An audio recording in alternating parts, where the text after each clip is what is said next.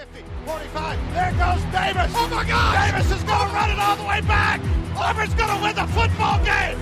Auburn's going to win the football game. He ran the missed field goal back. He ran it back 109 yards. They're not going to keep him off the field tonight. Holy cow. Oh, my God. Auburn wins. Auburn has won the Iron Bowl. Auburn has won the Iron Bowl in the most unbelievable fashion you will ever see. Welcome in, everybody, to a brand new edition of the Dream Wager, episode 659. Today is May the 1st, 2026. I am joined by, we got a three-man pod on a Friday. E, welcome in. The first Friday in, what, 2 months? I'm going to say all year. Yeah. All year, possibly, yeah. Together, so, you know. Yeah, first time on a Friday. All together on a Friday. First time for the year, so that's exciting. How's it feel not driving into the city right now? Oh, I already be there, but it feels good. You know, back on a let's just say normal schedule. That feels great. Feels good not to be in heading to Brooklyn right now, so that's also great. And now I'm back on the show on a Friday, so that's great. So good weather, start of May, new month, new job, everything's new money. Everything's looking good. Everything's good. Just got to get the car done. We talked about this on Wednesday. The expensive hobby. Bro, just know it's parts here. It's parts here. Oh, you delivered. And I still need to get more. Yeah. Wow. Yeah. Joe, Coastal, big win over the week. They came back. You saw that? Yes, I did. I wanted to wait. I didn't want to bring it up on AKP, but big win for the Chanticleers. The comeback kids, you know, never say die attitude, man. Kevin Schnall, year 2, man, could make another run, be honest. Could absolutely make another run. It could host another regional. That would be huge. That would be insane. They got to go to Omaha, man. I really believe it. They're a top 10 team in the country. I mean, they're 9, but they just beat North Carolina. And there were 2. So essentially, it's not like MMA where you just take it, but they're gonna be up there. That's why I said they should have. They should. In a series, if you beat them over the course of 3 or 5 games, I think that should leave no doubt who's the better team. Yeah, but they're like UCLA is the best team in the country. The Bruins are 39-4, bro. I was gonna say last we talked, they only had 2 losses, and so 2 losses since then with another 6 wins. I mean, yeah, they're just trucking along. But Coastal Carolina, 30-19. They're 9th in the country right now. New rankings do come out on Monday, so we'll see what they're at. Any college baseball team like through your past that may have caught your eye, like be honest, like the 09 LSU team, I say, like I remember that little run they had. Kevin Mitchell hit that like game tying triple. That was a throwback for me outside of the Coastal team. I don't know if you had any. Shit, from top of my head, some of those good Vanderbilt teams are great. Like you said, a couple LSU teams. Who else? I remember like always Miami might have been knocking at. You know who I always liked? UC Irvine. Oh, you're talking about like the low key college schools. Yes, and they were always good, bro. Yeah. UC Irvine, yeah. They also had some MLB prospects as well. Cal Poly. Yeah, Cal Poly's another one. Teams they like that. Use MLB players. Let me see that. Let me see. Cal Poly. I bet you it's Texas, Florida's got good ball programs. Obviously California. So players where you could, Ozzie Smith, Brooks Lee, Brian Wu, Drew Thorpe. Oh, yeah. Yeah, you had some guys who came out of fucking Bud Norris, Mitch Haniger, Kevin Cora. Yeah, you had some guys who are still in the league as well. Yep. Yeah, Cal Poly, that's another one. What's the we talked about the Beavers. Oregon State as well. Yeah. What's Zoe 101? What's the campus? That is it's in Malibu. That is school I wanted to go to. Pepperdine University. Pepperdine. That, bro, imagine going to fucking campus there. I would fail. I'd fail. It was $80,000 in 2012. And that was for out of state. Yeah, I was gonna say. So now that's just easy double. Easy double. You know who's you know who daughter goes there or went there? Who? It's out of left field, but Sean Payton's daughter. Oh, Oh, he got not surprised. So Pepperdine University, 92,000 per year. Well, 92,672 specifically. Yeah. Food and housing is extra 25 grand. You're looking at of $250,000 per year. Oh my God. We got it like that, kid. We can we can send their kid to Pepperdine. No. They gotta work their way up. They're going to community college and then do very well in community college. William Patterson. Then go state. That's a good state. If you get that percentage off, then you go national. You gotta work through the ranks. What if your daughter or son's just a genius and he gets a full ride to fucking? Oh, they got it. Hey, then they got. I'll drive him. You got it. I'll drive you. That's right. Yo, I could imagine E and his wife just with the U-Haul truck. Got on the road again. Yeah. Yo, going to fucking what's a great school out west? Stanford's USC. like the Ivy. Yeah, USC's great. UCLA, like you said. All of them. Honestly, a lot of the West Coast. Did you know? Fun fact, and we're going off rail, but all the Ivy Leagues are on the East Coast. Yeah. Well, I mean, that's kind of, like from the origin of the country, kind of like where the Ivy League schools started. So it's just like some of those schools under the radar, like we talked about. Dartmouth, you wouldn't expect. That's an Ivy League school. Yeah, Brown, Columbia, Cornell, Dartmouth, Harvard, Princeton, University of Pennsylvania, Yale, all northeast. Mm-hmm. But literally 4 or 5 state radius. Yeah, I told you if I was brilliant, I would want to go to Dartmouth. I was looking at Cornell. Isn't Cornell Ivy? Yeah, that's up there by Syracuse, right next to what is it called? Ithaca. Ithaca, yeah. That's deep. Jeez, that nice. And that's only a state away. Like, you got to think how big fucking New York is, bro. New York State is huge. Bro, I drove to Buffalo like 2 times. That's a drive. Wow. That's a drive. That's the border. How far was it? Like 5-6 hours? One time I did in 5:40, and then another time it was overnight, so I did it like 4:50. Oh yeah, you just coasted. I was moving. And then on the way back, it took 7 hours. Oh, I bet. So traffic, city, yeah, of course, all that stuff. What's the longest drive you did, Joe?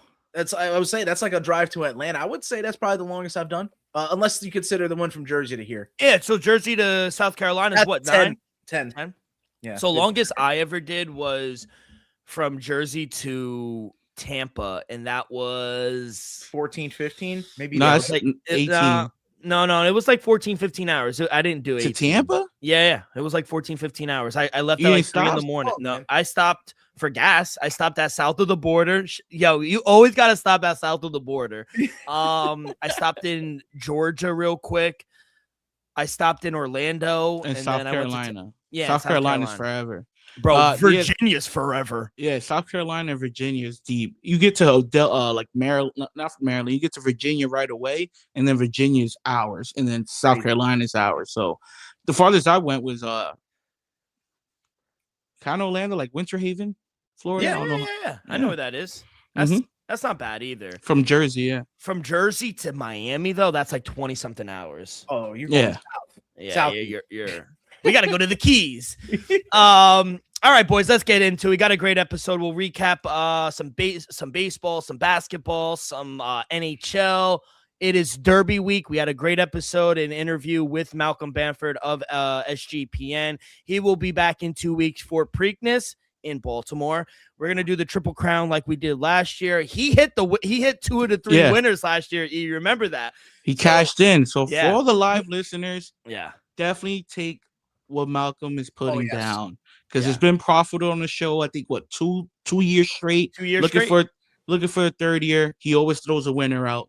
Tune in. He did say hi, Elvis. He goes, "Where's my friend Elvis?" I said, "Oh, he couldn't join us, but first time not there for an interview." I said he will try to be there for the Preakness one. Of course. I said, but he does expect a winner. He goes, "All right, I got to tell him." He's a horse sharp, man. Oh, sharp. He told me he would bring it. I love him because he's such a degenerate like us. This is how I want to have a family. He goes, I just bring my family to the track and they just do what they want. And for hours, he's just betting horses. Oh, I love you. They don't even know what's going on. No, and he goes, I spent all this time researching and figuring out the best horse. And my daughter was like, oh, I like the name of that one. And she picks a winner. And that's the one that's going to win. You can't make this shit up. That's why Elvis. 30-1, baby. I love it. So we got, it's Derby week this week. That is on the bucket list. We got some NBA playoffs, some NHL playoffs. We got some baseball towards the week. So it's a jam-packed weekend. Let's get right into it. And I don't like Stephen A. Smith, baby, but we're going to the finals. Orange and blue skies, baby. When OG goes 29-7-4, kid, at the end of the first quarter, it was 40-15. That was crazy. We were up 50 at one point. 50, bro. Joe, you mentioned it on, and I was going to respond on Twitter, but I said, I'm going to record tomorrow for him. I said, you said they're at Magic City or whatever. That shit shut down. We shut it down last night. Everything in the ATL. Boozy was courtside. I haven't heard a peep from him. T.I., where are all the Atlanta people at? They're quiet. Everyone said Atlanta this, Atlanta that. And yeah, we had some bad games. We didn't play to our potential. It shouldn't have gone 6. It should have swept them. And now everyone's talking about, oh, Dylan, you got to go through the Celtics. You got to go through the 76ers. That's right. They might win. Game 7.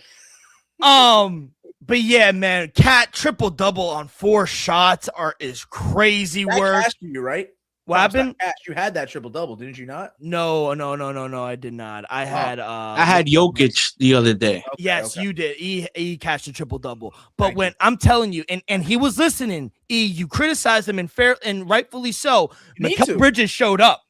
Yes. Yes. And if Mikal Bridges does that, we're going to the finals. They gave a lot of stock for him. They gave up a lot for him. He needs to perform like that. He needs to perform, and it was a great performance. I watched it all. I know a lot of people said, "Oh, they turned it off." I couldn't because I was so happy. But finally, man, we're on to the second round, and Mike Brown saved his job. Yeah, definitely saved his job. What we saw from the Knicks in Game 6 at Atlanta was a championship performance, was a championship caliber team, because Jalen Brunson didn't have to play hero ball and dribble and make a play.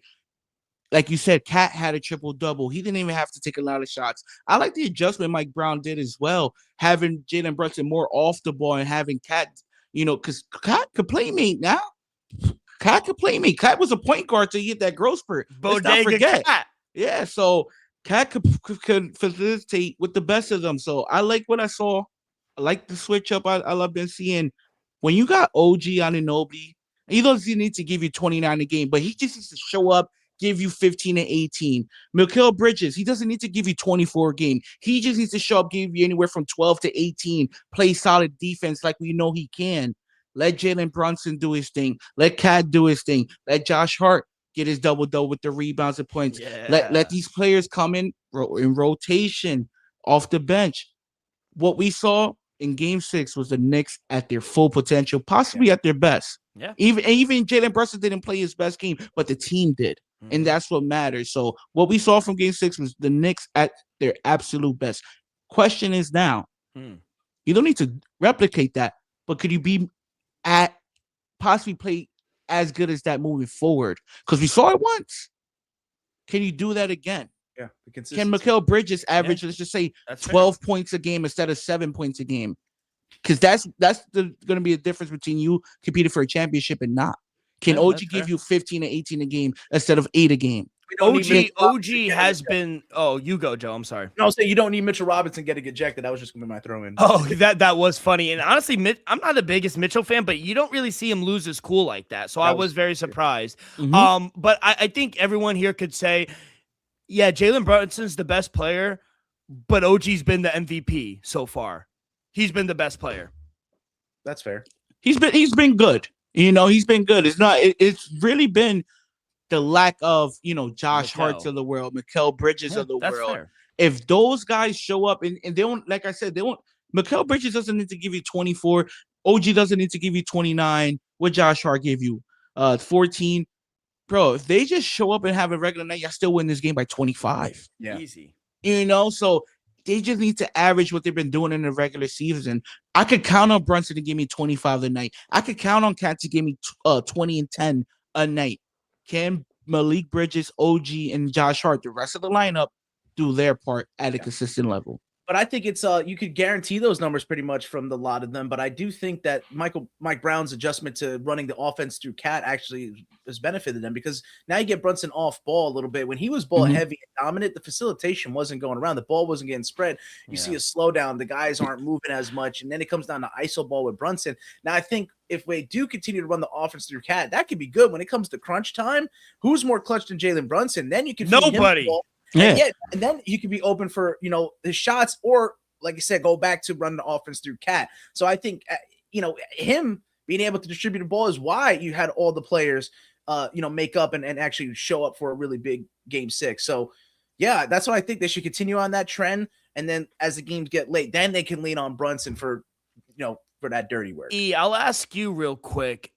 Quinn Snyder's a good coach. The Knicks went after him. I think he's a good coach. Regardless of this outcome, I do think he is a very good coach. I am very surprised he let it get this bad. Now, obviously, he's not out there playing, but when it got to 20, when it got to 40, something needs to change. Are you surprised it got as bad as it did from an Atlanta perspective? In a must-win situation at home, yes. But I just think some things you just couldn't control, like OG having an explosive first half, Cat doing what he's doing, Brunson doing. Bridges had like 18 or 20 in the first half, I believe. So yeah, quick. They just scored in bunches, all of them. It's not like just one guy did it; the whole team did it. Yeah, and that's what's special. And I'm gonna be honest, it was too much to overcome. And also, Atlanta didn't show up offensively. No, like you said, 15 points in the first quarter. That's just unacceptable in a must-win home game. And it wasn't like lockdown D from the Knicks. Like, they weren't really smothering them as much. The defense was locked. No, but I feel like you didn't have these shots that were falling from the 3 for Atlanta. They just were not hitting. And yeah, the defense was there, but I just, like you said, to E's point, the offense, you got them playing an all-time game, the Knicks, offensively, being tough on defense, and then your shots aren't falling. It was a recipe for disaster. That's why you lose by 51. And also turnovers. On top of them not making shots, they also turned the ball over 19 times. That goes into the defense, like you said. Do you know what the largest lead of the game was? Has to be over 60. I'm gonna say 63. Yo, so close. What's yours, Joe? One more, 64. You went cold. It's 61. Oh, went down. 61. I mean, that's insane, bro. That's insane. We shot 59% from the field, 37% from 3. Record, right? Largest win in history. Largest win in NBA history. And you heard the boos. The crowd was out of it after the first quarter. It was 40-15. Yeah. They booed him at halftime. I said, oh my God. Young Jock performed. Shout out Young Jock, legend. He's still getting paid? It was going down. Yo. If Young Jock is performing at half and that don't get you up, nothing will. It was over. Will. They should have put Gucci in the ATL. Gucci just performed in for the Stallions, I think. Yeah, no bullshit. Yeah, Gucci, baby. Yeah, a couple Gucci really getting paid. Yeah. Oh, I love Gucci. He's the man. Shout out the UFL. Fact right. for buying Gucci. Yeah. And then, you mentioned it. You took the points with 76ers at home. They force a game 7, 106-93. And again, it's the same thing. Even worse game for Jason Tatum. Who stepped up? Nobody. Peyton Pritchard had 14 off the bench. That was the only help they got. Outside of that, Derek White didn't have a good game. Nikola Vucevic didn't have a good game. No one had a good game. And when Therese Maxey is giving you 30 and Joel Embiid is giving you a double-double, and then steroid Paul George is giving you 23, it's a wrap.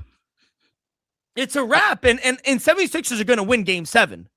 I told you coming into this game, the 76ers was live for Game 6, and the last thing the Boston Celtics wanted was a Game 7 back in Boston. If people have been tuning into the NBA these last, 5-6 years, the Boston Celtics, for some reason, have a better road record than they do at home in the playoffs. And I'm pretty sure they're like 1-3 in their last Game 7s in Boston. That's just, and this core as well with, Jason Tatum, Jaylen Brown, and maybe company. the core, but is it also with Mazzulla at the helm? I think, yeah. He has to he's take been some there 3 years. Yeah, he does. Yeah, so to be honest, the 76ers, when healthy, are a pretty good damn team. So we cannot be shocked at what they're doing, forcing a Game 7. At the end of the day, Boston, we all know Boston is pretty damn good. A lot of people picked them. I picked them to win the East. But a healthy 76ers is live against anybody any given day. Like Dylan said, when Tyrese Maxey gives you 30, they're almost unbeatable when they're healthy, because Paul George, he's going to give you 15 plus. VJ Edgecombe, he could give you anywhere from 10 to 20 a night. And then Joel Embiid, when Joel Embiid is healthy, let's not forget, he's one of the last 3 MVP winners in this league. So I wouldn't be surprised if Philly goes out in Boston and wins Game 7. I like what I'm seeing, and I'm gonna be honest, like you said, Dill, who besides Jason Tatum, Jaylen Brown for Boston is gonna step up and be consistent? Because Hoosier been terrible this series so far. Derek White been a little off his game, and I love Derek White. To me, he's one of the main reasons why they won the championship a couple of years ago. He's not showing up defensively. Vucevic, to be honest, he was an all-star a couple of years ago. What the fuck are you doing now? 2 points, 1 for 5. Yeah, they 1 for 5 from the field. They thought he was going to be the piece. Yeah, and like you said, the only person that's really give you any production is Peyton Pritchard, really all series. So we're either going to need to see the whole rotation besides, we already know Jaylen Brown and Jason said they got to give you at least 50 plus. But is Hoosier, Derek White, and Quinetta, are they going to give you what they need to give you? That's the question. If not, Philly's going to win Game 7. I see it. Joe, what have you saw from this? Because like you said, they haven't been getting production outside of the big two and Jason Tatum and Jaylen Brown. Quick, where did Jaylen Brown go to college? With that kind of smirk makes me think like Hofstra. No, we talked about it. How about Dwayne Wade's Marquette? Marquette. I was gonna say Dwayne Wade's alumnus. Yeah, I knew that. Where did Jaylen Brown go to college? That's not right, though. That's not right. Not Marquette. No.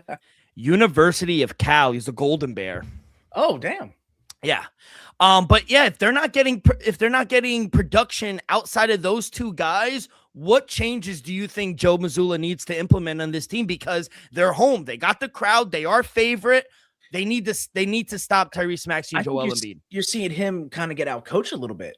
I think you're seeing that. And that's what I was saying before. It's like, was Mazzulla at the helm when he was dropping these Game 7s, and now it comes to crunch time when it matters most. I wonder what kind of adjustments you can make when the shots aren't falling, right? If he doesn't have it in his book to set up these type of plays, then these guys are not hitting from 3, which I do think the Celtics are one of the heavier loaded teams to rely on the 3-point shot. So you live and die by the 3. It could spell a recipe for disaster. So maybe, shy away from it, not be so reliant on the 3-point, get your made shots, because it's not like you said, you only have the Game 2 where VJ Edgecombe dropping 30. If you get more consistent buckets, that can actually put you ahead and play a little safer at home.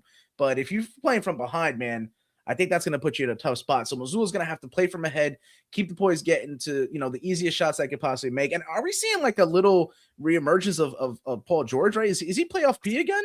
Steroids. I would have said playoff P, but he's looking vintage. He's looking healthy. Maybe stop him, because I feel like if he's going, then the rest of the young players go for the 76ers. I'm glad you mentioned him, because I think he's the X factor. You know you're going to get it from Tyrese Maxey. You know you're going to get it from MVP Joel Embiid. You didn't really know what you were going to get out of Paul George. Coming off the suspension, is he still juicing? Is he not? Stop disrespecting PG. Yeah, don't do that, bro. Hey, the facts are the facts. Elvis, you say this a lot. Facts are the facts. He did. Facts juice. are the facts. Yeah, facts are the facts. But Can't deny the truth. I joke, but it's just like I think he was the X factor. You bring him in for these type of reasons, and he's delivering. The last 2 games, he has come, and I'm glad you said the coach. Don't sleep on Nick Nurse. He's a champion now with the Raptors in 2019. Yeah, so right. Joe Mazzulla's getting out coached right now. Jersey boy, ain't Nick Nurse Jersey? I'm not sure about that, but I wouldn't doubt it. You ask these questions sometimes. Boy. I really do think that he is, bro. Let's see, Nick Nurse. Let's see where he's from. No, he was born in Carroll, Iowa. Everyone's not even close. Not even close. Oh, these sound bites are great though. Sometimes, hey, Nick Nurse from New Jersey? No, Carroll, Iowa. You can't make this shit up. There's corn out there. And then the last game, I was telling you off camera. Unfortunately, we thought, this was going to be the end of the Timberwolves. They lose their best player. They lose Donovan DiVincenzo, but they wind up winning the series in 6 and beating the Nuggets. Outside of Jokic, this team has a lot of work. Cameron Johnson is good, but Spencer Jones, I don't think is good. Jamal Murray hasn't shown up. Jamal Murray. He hasn't shown up all series. That goes to show they relied on him a lot come playoff time, and if he's not performing, there's no one outside of Jokic. And they paid Christian Braun all that money like a year or 2 ago. He's been the biggest bust ever. Jonas Valanciunas Jr. Right? Yeah, they have Tim Hardaway Jr. He's honestly their best. He's their best. Who? Michael Porter left Nuggets, right? Yeah, he's on the Nets. I think that meant a lot, though. I think, Michael Porter Jr. was actually a big component for their offense. Yeah, but Cam Johnson is there. Cam Johnson is like the equivalent. They're fine. I think. Yeah, they got traded for one another. But like Tim Hardaway Jr., Bruce Brown, like no one really did anything for them. And I agree with Jokic. After the game in the press conference, they said, "What went wrong?" He said, "What went right?" He said there is a lot to go around. There's a lot of blame to go around, and there's a lot to fix here. He said, we got bounced out in the first round. There is a lot of problems with this team. And truthfully, I respect the bluntness and the straightforwardness, because a lot of people would be like, oh, if things went this way, we could have won. No, they got outplayed by the Timberwolves, and you just got to tip your cap to the T-Wolves. What went wrong for the Nuggets, E? What went wrong was role players stepped up when their team needed them the most. And what we saw, DJ, I can't pronounce his last name, but what we saw him do in game 5 when Ant went down and Dante went down, give you a 40 piece to win that game, to put you up 3-1. And then we saw McDaniels in game 6 after talking, I'm not going to say talking smack, but let's just say standing on business. And then he dropped 32. And then he closed it out, dropping 32, shooting 13 for 25 from the field, 10 boards as well. Still, I did not expect this type of game. You had Shannon Jr. give you 24 as well. He shot 9 for 20 from the field. My boy Julius Randle gave you 18 too. 18. Even Rudy Gobert, I know people hate him. He gave you a double-double. Wasn't sexy. He brought COVID into the league. Oh, stop it now. But at the end of the day, you can live with Rudy giving you 10 and 13. If Rudy gives you 10 and 13 nightly, guess what? You're going to win a lot of games. Bro, Naz Reid gave him 15 off the bench. So you have multiple guys, even without Anthony Edwards there, that could show up any given night and lead this team in scoring. Julius Randle, even Rudy Gobert occasionally could drop a 20 piece, Michael Conley Jr., I understand he's a little past his prime, but Michael Conley can still handle his business. Shannon Jr., McDaniels, Naz Reid, multiple guys who honestly been there and done that could lead this team. I'm shocked that they were able to beat this Denver Nuggets team. But like you said, Jamal Murray had a poor performance. Bruce Brown, Valanciunas has been a disaster for the Denver Nuggets as well. Chris Am Bond. I bugging? Do I see Mike Conley? Yeah, Mike Conley's starting. Bro, they're dealing with a bunch of injuries. Three starters was down, I think. Yeah. Well, 3 key role players. So I'm just shocked. They did a hell of a job, Minnesota. It's going to be interesting now. I'm not sure if Anthony Edwards is going to be able to play, against the San Antonio Spurs, but they have momentum. We know they have one of the best home crowds in all of basketball. I wouldn't say they're live, but what we just saw in a couple games against a pretty good Denver Nuggets team, I wouldn't be surprised if Timberwolves make things interesting. Joe, so that's what I was going to ask you. Now they get to the second round in the Western Conference. They got a big, tall task against, no pun intended, against the San Antonio Spurs, who you've been high on this year. Can Rudy Gobert? No one's going to stop Wemby. You can't stop him. But do you think Rudy could limit Wemby? Contest shots, limit his, productivity, and maybe on the defensive side of all, just if he can kind of get him out from the play and get him out from under the rim, maybe that can help the offensive for the T-Wolves. But it's gonna be, like you said, it's gonna be hard to stop Wemby. Defensive Player of the Year, first unanimous. I'm seeing here the Knicks, the only team in the Eastern to move on to the next round. But don't let that go over your head. Yeah, no, not. But I mean, I think the Timberwolves, man, they come to play. I think there's going to be tough for the Spurs to win in Minnesota. So I think you can give them an edge when they're going to be playing these home games. They're going to have to steal one away. I think they're going to have to steal one in San Antonio to make this a competitive series. Because if the Spurs go up 2-0, I think it's going to be playing from behind for them. And especially if you don't get Ant-Man by game 3, I think that's a tall order for them. Yeah. So, yeah, I mean, I'm pleasantly surprised by the Nuggets. I had them winning in 7, actually. I said it was going to be a good series. I thought the Nuggets would have had a little more fight, but it just proves you that the role players they have, there's leadership there. Like I said, you see in Mike Conley, he got the bag, but he's back playing and leading the boys. Timberwolves could make a little run here against the Spurs, but I think the series are going to indicate the Spurs are going to be a favorite to win it. I mean, they're 14.5-point favorites at home in game 1 on Monday. Yeah. So I see that. The first 2 games, when are we expecting Ant to be back? Ant-Man to be well, back. Sham said it's not looking weeks. good. Oh, yeah, man. It's going to be tough, man. If they don't get him by game 3, you might chalk up the series. Nah, he's not going to. To be honest, I don't even expect him playing. And that's my problem in this series. It's a cool run, and Jaden McDaniels gave you 32. But to your point earlier, E, about the Knicks being consistent, can they do that? Can Jaden McDaniels do that against the Spurs? Maybe a game? Could he average 30 for 6-7 games? No. And that's where and there's no disrespect. We just, Spurs are a good team. And defensively, they're good. And where are they going to get this production from? You're losing arguably a top 5 player, if not top 10 player in Anthony Edwards. That is a massive loss. And then you lose a shooter in Dante DiVincenzo. That hurts you too. That hurts. But that goes to show how good Chris Finch is coaching up. Like Mazzulla, if you put Mazzulla, unfortunately, I hate to bring it back to that, but if you put him in are not a Mazzulla guy. No, and I've been that way. And you're just Elvis gave us that big stat that kind of proves that he's got to prove us wrong. At the end of the day, if you were to give Mazzulla this type of lineup and not the stars you got on the Celtics team, I don't think they're doing the same thing. Now give Chris Finch this type of lineup and look what they're doing. They beat a Nuggets beating an arguable MVP candidate. Yeah, we'll see tonight. A game about to start in 3 minutes. For the live listeners, we got about 25 people watching excuse me. Magic, I think them and the 76ers have been the surprise here in the NBA playoffs. The Pistons are laying 3.5 on the road here for game 6. Total is 211.5. What are we feeling here for game 6? It pains me to say this, but I'm gonna take the plus 3.5 with the Orlando Magic. I think the Detroit Pistons, they won let's just say a gunfight in a must-win game at home. Now back in Orlando, still down 3-2. If I'm Orlando, you gotta close it down here. You don't want to go back to Detroit for a game 7. So I expect maybe not another 45-point game from Paolo, but I expect Paolo Banchero and Desmond Bane to show up. I expect them to go out there and close it out. Now, can the Pistons role players, because I know Kate Cunningham is going to show up, can the role guys take the show on the road? Because that's the best they played overall in game 5.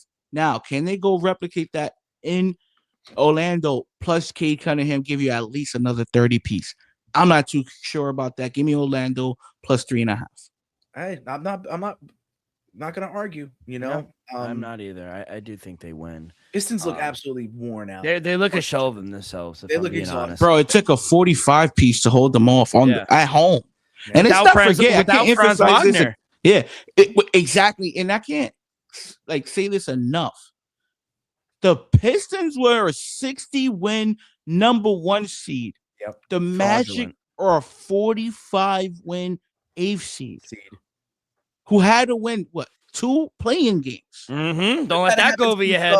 The Heat was 8th seed? That's the last time I remember, right? Yeah, the Heat made the finals. Yeah. Hey. And let's go to Toronto here. That starts in like a half hour. We got the Raptors hosting the Cavs for Game 6. Cleveland leads 3-2. They are 4.5-point favorites here in Toronto. Total is 219. It's going 7. Iceman, money line. Give me Toronto. Scotty Barnes is going to go crazy tonight. I don't believe in the Cavs. I think they're another fraudulent team. Man, I'm on actually the opposite side. I think the Cavs will close the series out in Toronto.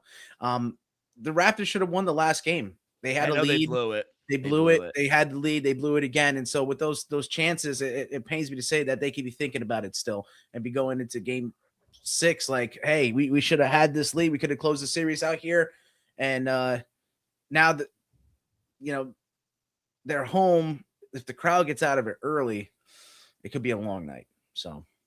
You got anything here for Game 6, E?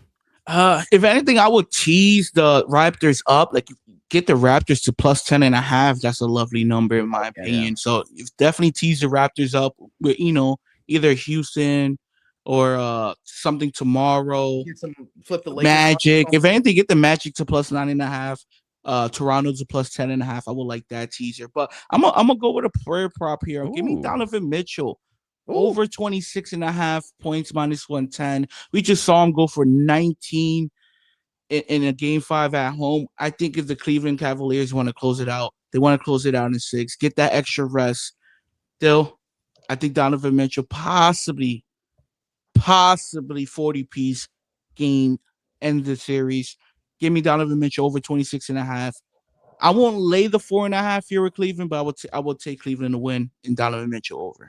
I love it. I see all the series closing. Tonight. I'm on an island. All right. And then I agree. Let's go to Game 6. I think the Rockets got lucky here. I think Bron's mad over some of the comments that some people were making. He didn't like that. He said, ask those youngsters these questions.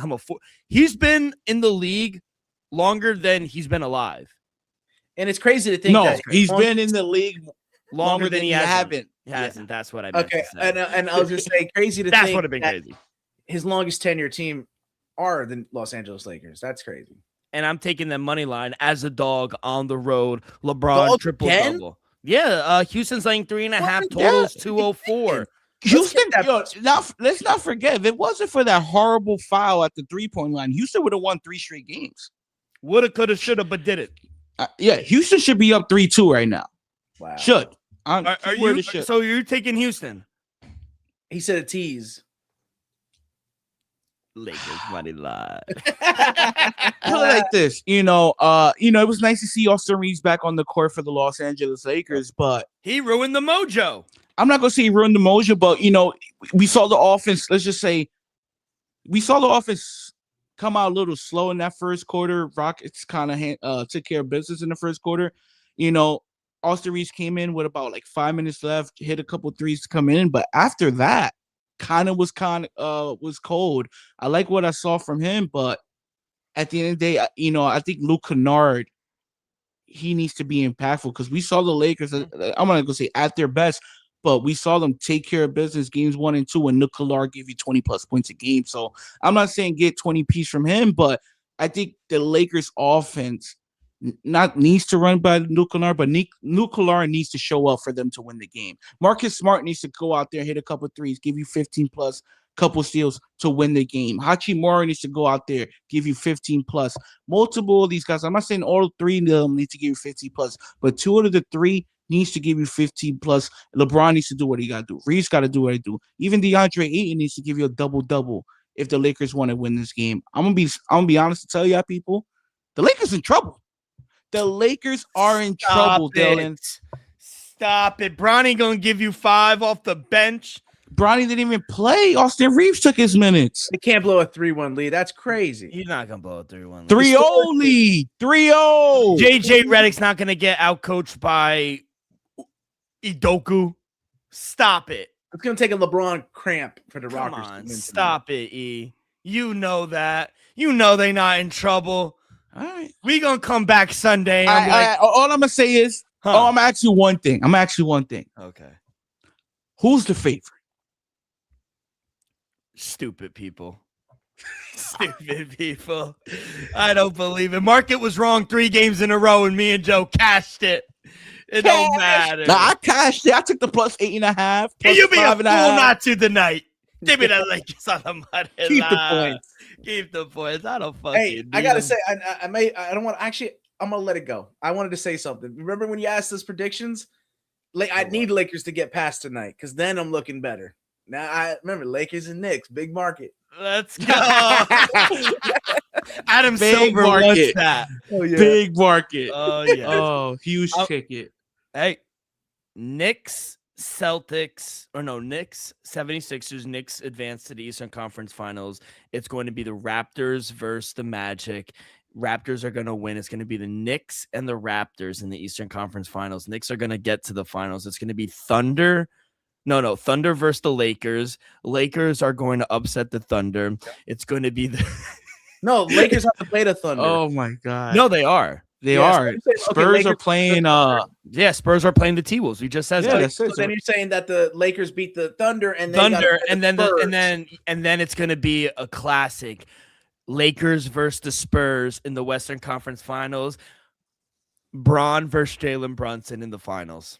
Wow. No. I love it. First of all, not gonna happen. Second of all, it'll be Brunson versus Luka. We gotta go. How dare you? I think Shay might have something to say. Yeah. I think Wemby and the Spurs got something to say as well. Hey, we'll see what plus 700. Wow. Can't count like that ticket. Can't count out the T-Wolves, but I think they're gonna be over. No, it's over, bro. It's over. Unless DJ comes back and Shannon Jr., McDaniels, and him could give you, let's just say 60, 70 plus a game. That they're live. But D, could we say that maybe a gentleman's sweep can occur, and if we go, with I don't mind. They'll win a game, but is there money to be made with saying the Spurs win in 5? Because I know if you just pick the Spurs to win the series, that's going to be chalk. Let me see. I know this should be. I wouldn't be surprised if Spurs in 5 is like minus 180. Well, I can't even bet on it. I don't know why. It's so stupid. I was going to say honestly, another word. The T-Wolves getting outmatched early, especially on the road. They might not even win their first game at home. If the T-Wolves were to get a win, it'd probably not happen until game 4, to be honest. The only Western Conference or Western playoff series that you could bet on is the Lakers and the Rockets. It's so stupid. Still going on. Yeah, I don't know why. But I think they win in 5. I could see T-Wolves get one at home. Give it to them. Who cares? Yeah, that's what I'll take. Spurs series in 5, and then you probably get plus money. And then Lakers in 7 versus the Thunder. Yeah, I'm trying to look for series. Yeah, you can't. Not yet. What you mean? I guess because technically the second round didn't start yet. Yeah, it's not set. That's so stupid. We need this Lakers win tonight. That's you cowards. Drop the odds. Hey, keep the points too. Lakers win. NHL I was screaming at the top of my lungs last night too while watching the Knicks and the Wild, baby, in 6 at home. Take care of business. We've cashed Joe on the money line minus 130. Quinn Hughes 2 goals. Freak. Oh, they were fantastic. Bro, the reflection off the player to score is insane. The first one, he didn't even shoot at the net. He shot at his foot and went in. The Hughes brothers are savants when it comes to sticking. I hope he comes to Jersey. Come to Jersey, please. I hope he comes so back. Just come play with your brothers, bro. You might as well. And we were so wrong on the other series. We were all on the Oilers. Yeah.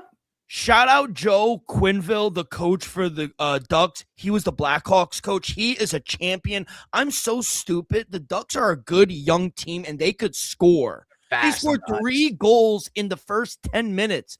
Bro. And Oilers aren't the best defensive team, but take overs, first period. Yes, scoring or the overs if you could. Like anytime the Ducks are playing, expect action. But this is another team where we talked about it. The Edmonton Oilers, they were in back-to-back Stanley Cup champion or Stanley Cup finals. The Panthers, like they were out of the probably after the repeat. Halfway through the season, halfway through the regular season. So I was very surprised by the Oilers.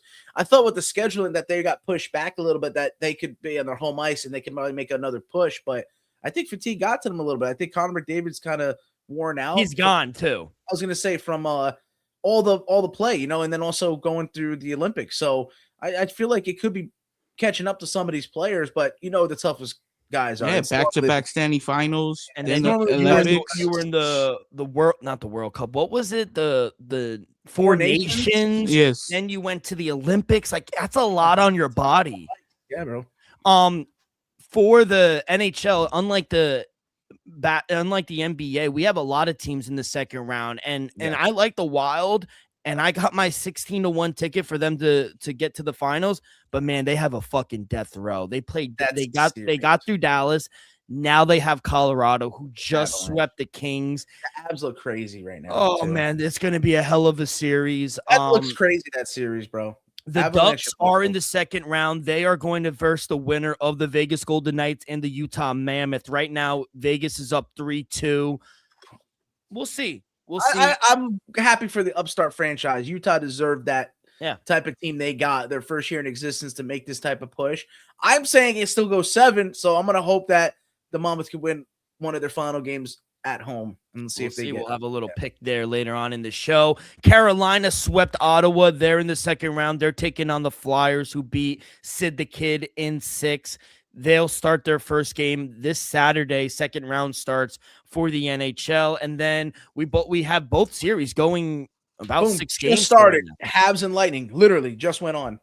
I got the Habs. I think offensively they're a juggernaut. And honestly, say what you want about the Lightning. Who's the head coach? John Cooper. He was the head coach, and hot take, but he was the Canadian head coach, didn't do well. Lightning, a lot of gas and buzz around them. They have fallen short against the Montreal team, who not a lot of people had high expectations for. Yeah. They're getting outcoached in that series as well. John Cooper might be on the hot seat. That's just possibly. That's just my 2 cents. And then you have Buffalo and the Bruins going at it. I'm pulling for Buffalo. Let's be real.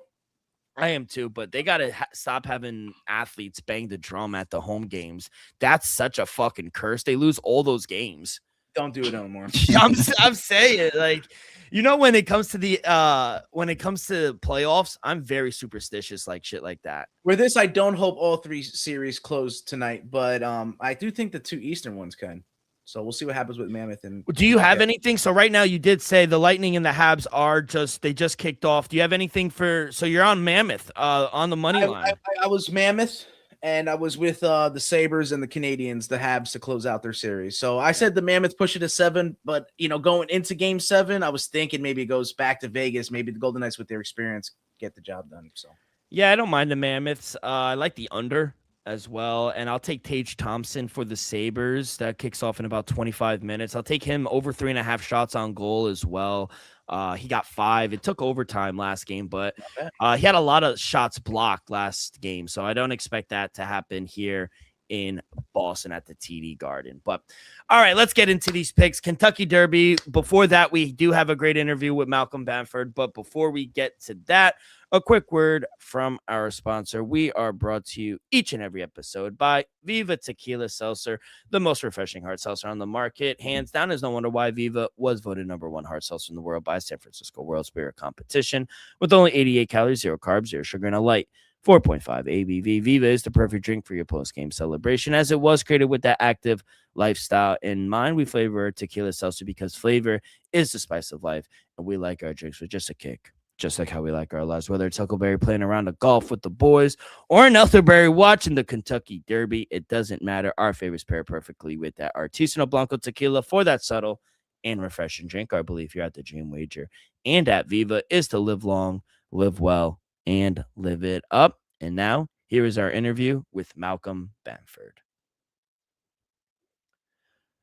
All right, great interview with the boy, Mal. Gave you some insights as well. We got some horses we're going to immediately check off. Fade. We're going to fade the number 7, the number 10, the number 1. And and he's the favorite. Renegade is the favorite, but he drew the post.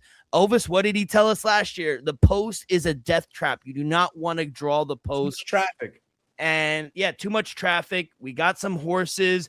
Obviously, we got to bet on Albus at 30-1 here. But yeah, the favorite is Renegade. He got the he got the post at number 1. Number 2, Albus. He's 45-1 now.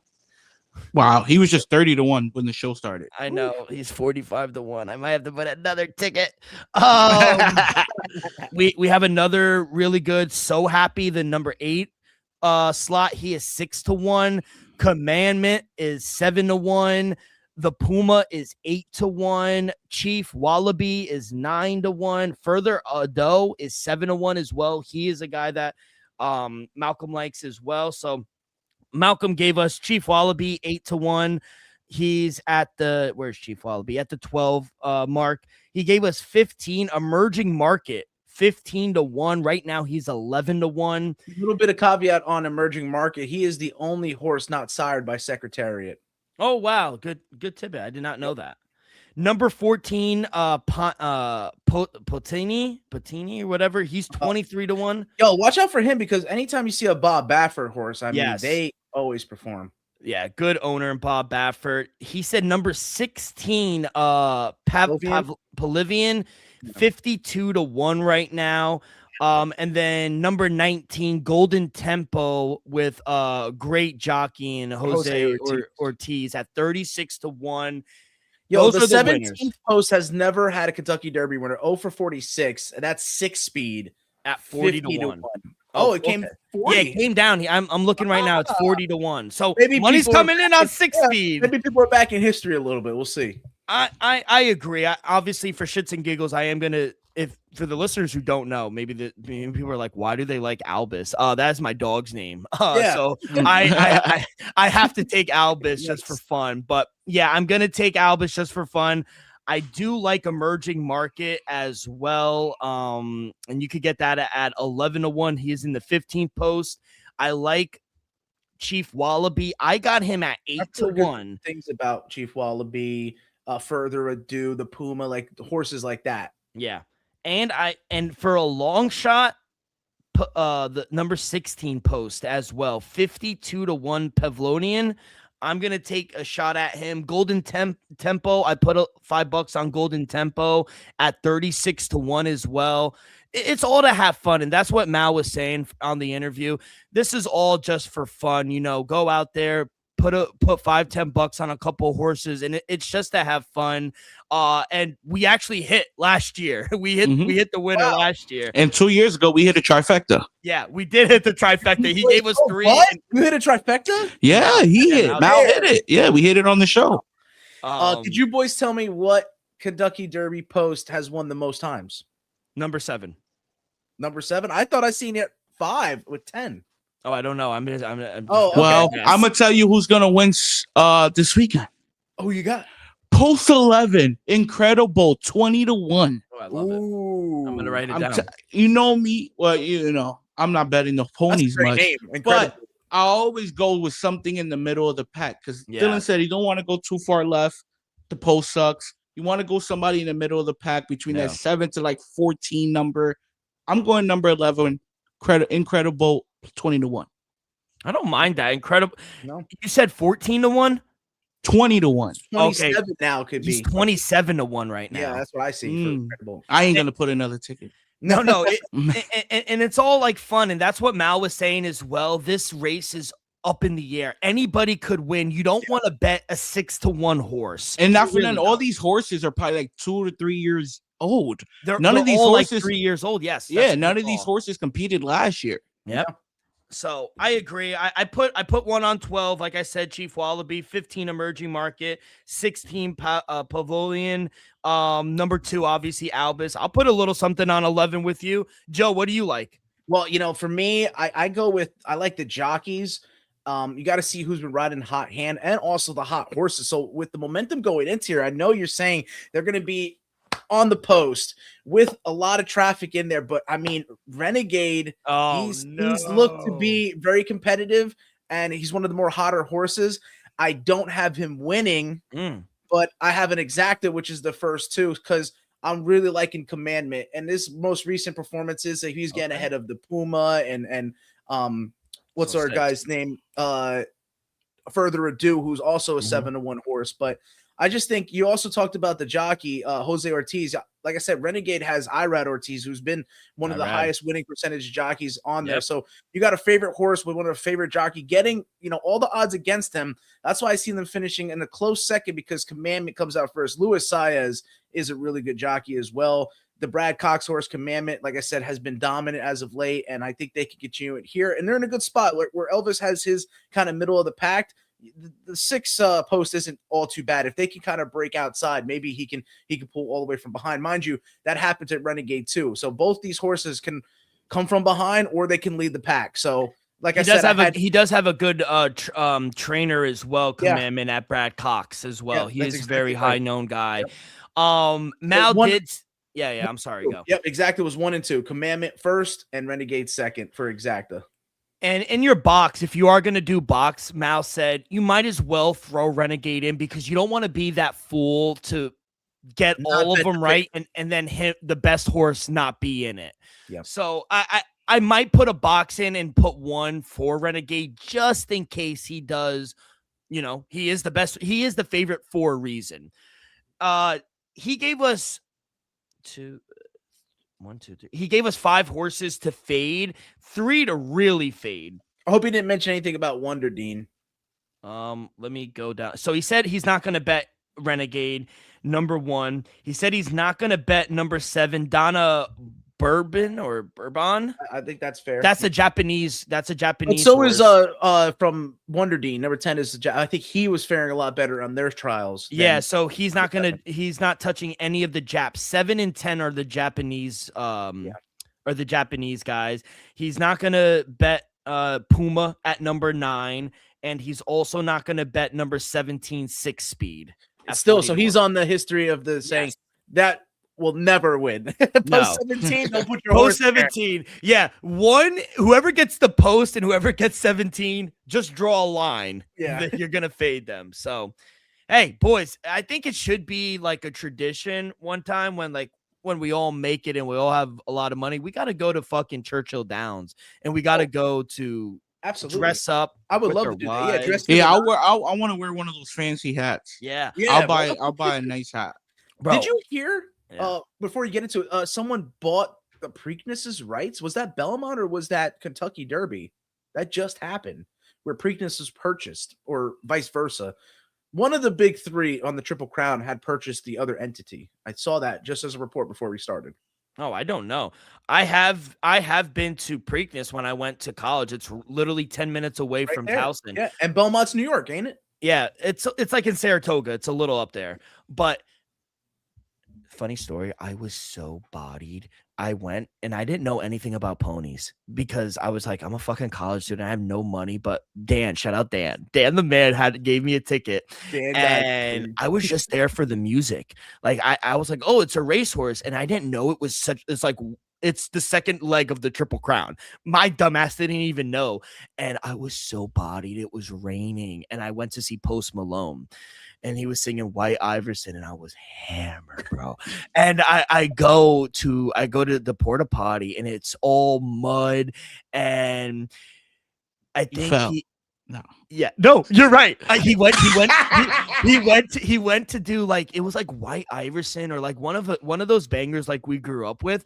And I like turn around and I slip. Oh, everything was mud. Yo, it blew I sobered up immediately. I was like, I just want to go home. And I was so sick. And I don't even know who fucking raced that day, but I just went for Post Malone. I had a great fucking time outside of falling. Oh, man. I got to go back sober, though, this time. Yeah.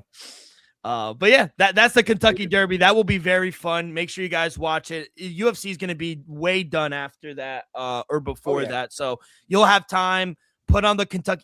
The race is literally only like a minute and a half. Here it is. All this lead up to just it's done. It's done. So don't go for chips. Don't go for a beer. Just stay still for a minute and a half, and you won't 90 it. seconds. Yeah, that's all you got to do. By the way, yeah, go ahead. No, you guys remember? You guys are baseball guys. You guys remember Jason Worth? Yeah. Yeah, he owns Philly guy. Yeah, he owns a pony that was in the Kentucky Derby last year. Wow. Okay. He got money too. I was about to say, he got you that need $200 million I think contract. I remember. You know how we played in the men's league? I'm pretty sure he did that with his boys, and he was raking. He had like a shot straight to the moon, left field. Gone. How fun would that be? You're like an 10-year vet in the major leagues, and you're like, yeah, you guys want to play a beer league? He's like, fuck yeah. Yeah. Just hit fucking bombs nukes, all bro. day. Nukes out there. Oh, that's amazing. Oh, all right. Well, enjoy the Kentucky Derby. We'll get Mal on in 2 weeks for the Preakness. Our Green Book prediction market, did they have horse racing? I saw some that they don't. Is that true? I don't know. But Kalshi is a great sponsor right now, and Real Money Predicting Sports. We'll see. I know they do weather. I know they do politics. I know they do a lot. It's Real Money Predicting Sports. Kalshi is available in a ton of states, and once you trade $10, you will get $10 with our promo code ROCK with 2Ks 24. That's KALSHI, promo code ROCK24. Boys, let's get into it. We have some NBA. Let's get into it. We have one game, Game 7. And I think I know where Elvis is going to go. Celtics laying 7.5. I feel like the number is a little high here based on the last two games. Plus 235 for the 76ers. Total is 205.5. Kid, are we taking the plus 235? Give me the plus 7.5. Tempted to get the plus 235. I'll be honest. I think the plus 235 is worth it. I'm surprised it's that high of a number.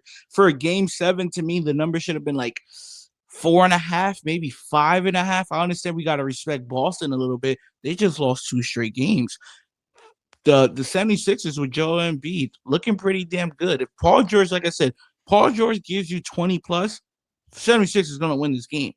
Tyrese Maxey drops a 30-piece, 76ers is going to win this game. So who outside of clearly Peyton Pritchard, honestly, he's been consistent, Jaylen Brown and Jason Tatum. If Derek White gives you a 20-25 piece, they're going to win the game.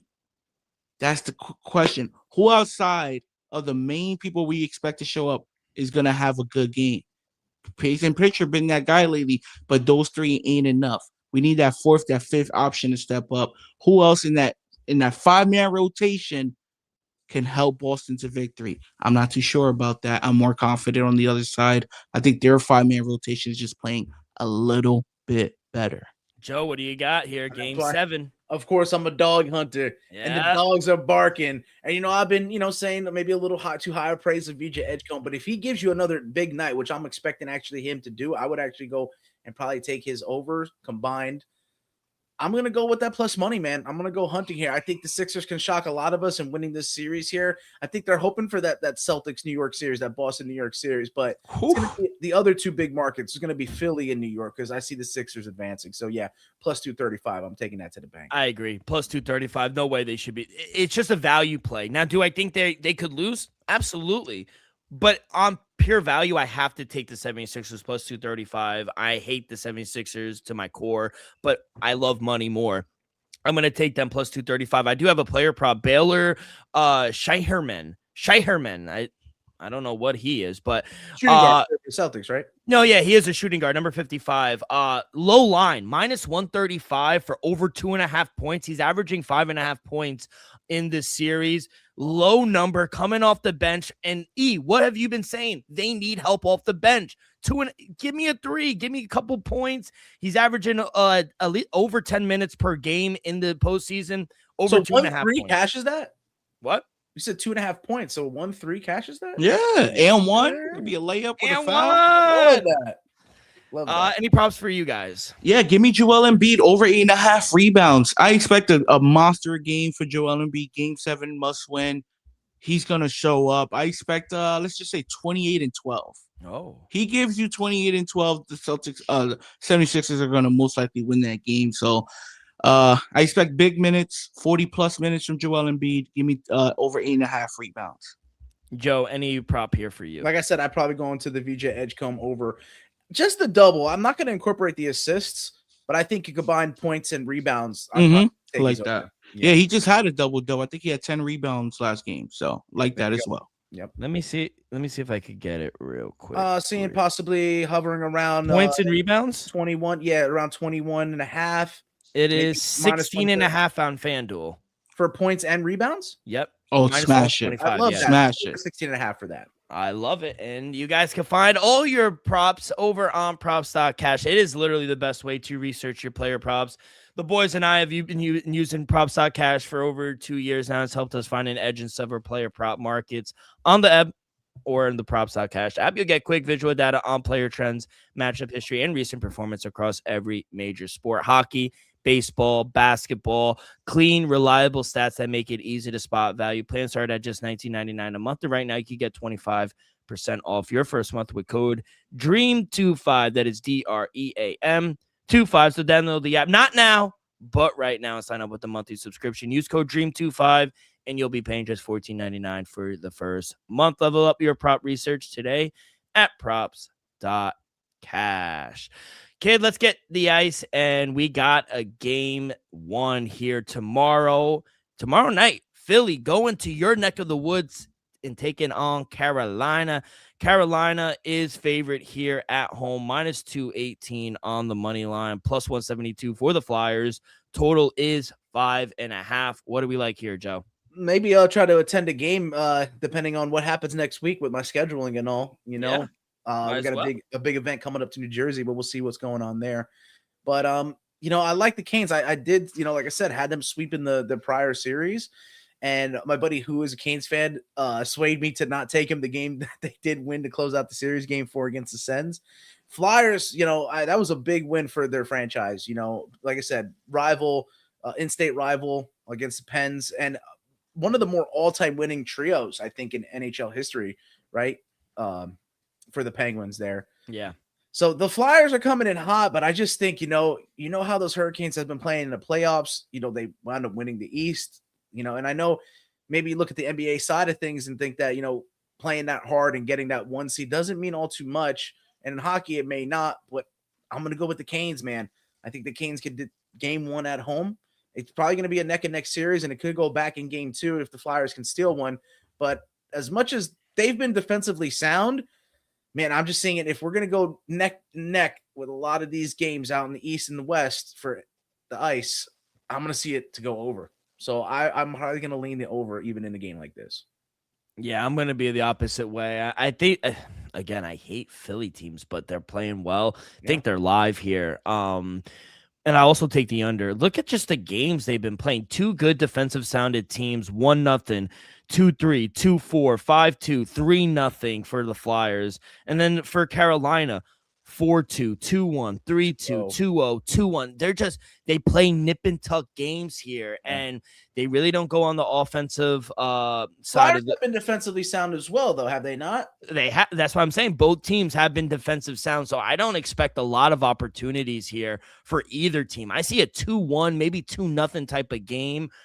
I'll take the under. You could get that at even money. So I'm just thinking maybe this first game can open it up, and sometimes, you get 2 defensive teams.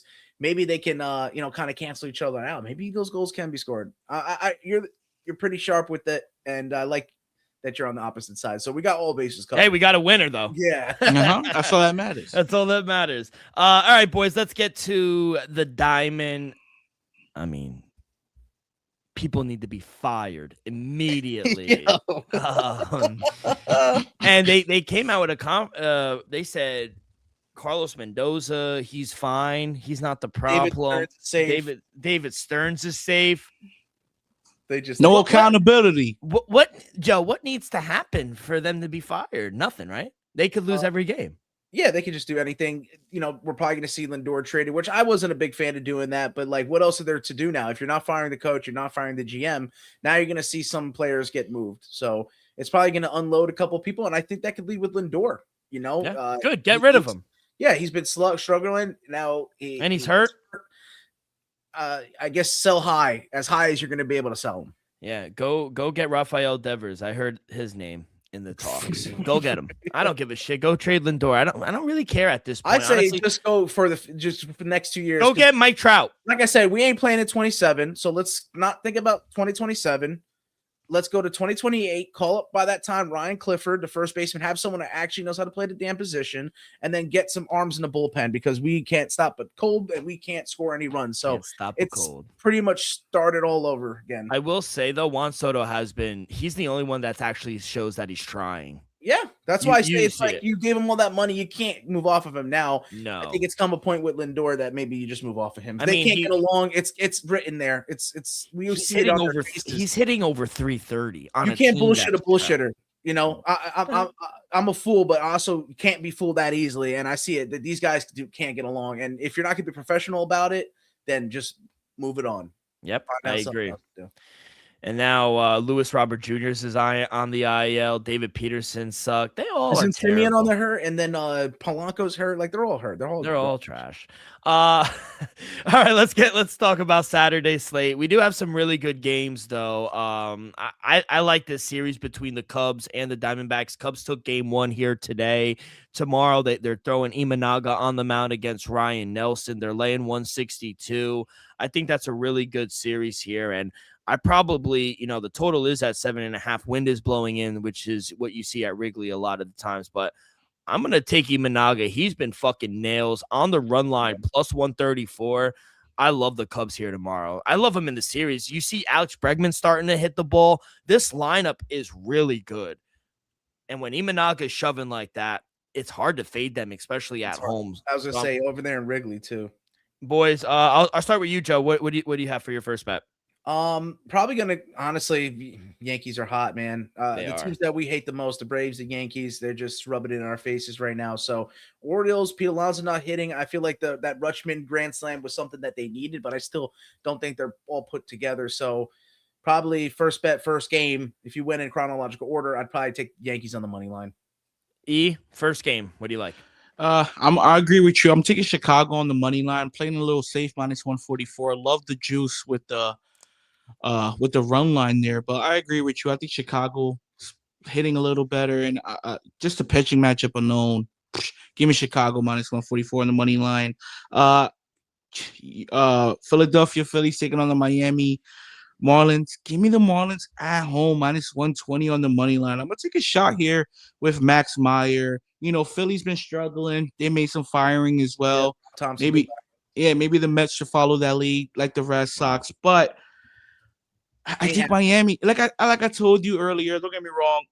Maybe I was wrong, but I said Miami might be live to make the playoffs this year. Still early.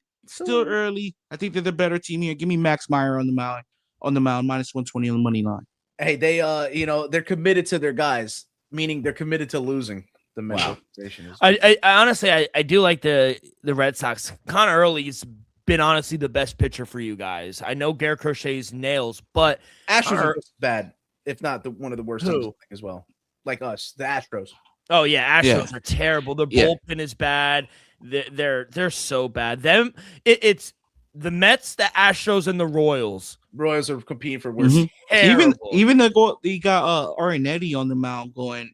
Like Dill said, I'm taking the Red Sox as well. Give me the Red Sox. 26, yeah, I got minus 117, so shop around. It's on Kalshi as well, so shout out Kalshi. Use Dylan's code, minus 117. You probably get plus money on that as well if you got the code. So I like Early. He's been shockingly pretty damn good so far. I go like our lefty heavy handed lineup, but I'm gonna be honest, he's been pretty good this far, and I expect us to bounce back here, back at home. Long trip for the Astros. Give me the Red Sox on the money line. That'll be my last play as well. I like Dylan Cease here against the Twins, another team that's really struggling at home. Toronto's I know last week I was fading them with their injuries, but they've kind of turned the corner a little bit. The bullpens look better, pitchings look better, and offense they're not crushing the ball, but they're doing just enough to win the games. And Dylan Cease has been a stud. Minus 132, I think, is a very fair price. So that's I like them, game, right? Yeah, that's the second game. I think that's like 2:00 tomorrow. And then I like Milwaukee. Again, another team not playing good, but I think the market is giving us a very discounted price on the road against a national team that they could hit. That's a top 10 lineup. but they can't pitch for shit. Minus 134, I think, is a very fair price. Shout out to Athletics, first place. Athletics. First place Athletics. They just had to get out of Oakland. Look. Unfortunately, that's a shame, though. I love them in Oakland, and the Coliseum is legendary. The Coliseum, bro. Yeah.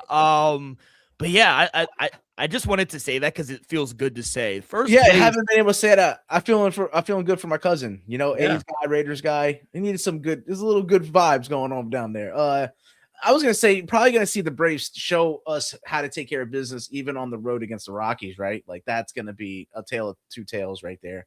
The tale of two tales. And last one real quick, Joe, before you do it. I don't care if it's Noah McClenn or Tom Seaver on the fucking mound. R.I.P. Or Jacob deGrom. The Mets shouldn't be favored against a fucking soul right now. Minus 130. I don't care about the Angels. Angels money line. Yeah, I was gonna say you got to take the Angels money line, bro. They can't be favored against anybody. I'm sorry. No, and you're foolish if you take them. If you ever see them as a minus, the Mets, and you take them, you need to seek some help. That's worse degeneracy than we've ever promoted. The Mariners probably going to win late, like you said. Even though Seth Lugo is on the mound, he can only do so much, and he might only be there for 6 strong. And Emerson Hancock's actually been pretty good. And look at him, and he's got one more win with just a similar ERA as he does. But if I were to give you the one prop, I'm going to go to Elvis's boy, Murakama, and take him to homer in every single ballpark he goes to. So I'm expecting him to homer out in San Diego. He's a stud, yo. I actually like him a lot. Rookie of the year, I might have smacked that. On a mission, bro. I hope you cash that. Yeah, that seems to be the most far out. If he stays healthy. Because my Carson bench 22-1, I already put it in flames. I was going to say, you need to rip that up and burn it into fire. Yeah. It's actually bad luck in my account. Every time I look at it, I see it, and I see the Mets win total over. Can you hide it? Or no. It's there until October. It's there till October. So damn, bro. It's haunting me. But boys, thank you so much. This was a great episode. We'll be back Sunday. Hey, tonight I might go watch some UFL, baby. I didn't fucking talk about it. I lost. The game went way under. Battlehawks took care of business though. Battlehawks took care of business. I would have backed the Battlehawks and against the Kings. Bro, I took the plus 3.5 and the over. I went 0 for 2.